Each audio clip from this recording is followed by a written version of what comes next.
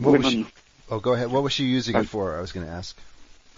Premenstrual syndrome, which was related to the tendency to miscarry, and the women who did have pregnancies usually delivered very prematurely, and their babies were usually underweight and tended to have I think the average IQ was 90. And so she was giving them the injections to cure their premenstrual syndrome, and they would become pregnant, and she would continue giving the injections during the pregnancy, sometimes several hundred milligrams, sometimes up to, I think, 3,000 milligrams per pregnancy, depending on what they seemed to need. Although other researchers found that in a lot of women who had the tendency to bleed every month and then to miscarry, that very often just one dose of progesterone was all it took to stop that monthly bleeding and make them able to carry to term.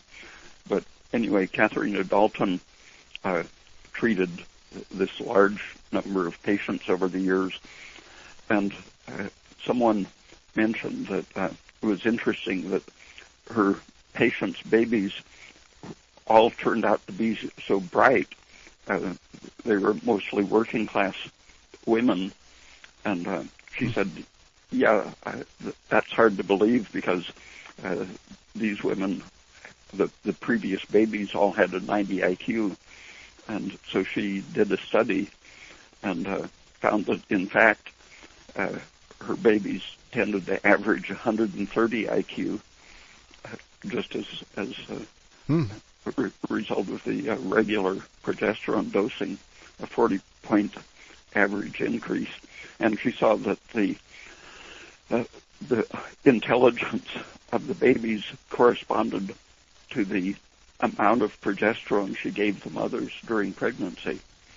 The ones who got more than 1,500 milligrams per pregnancy turned out the brightest.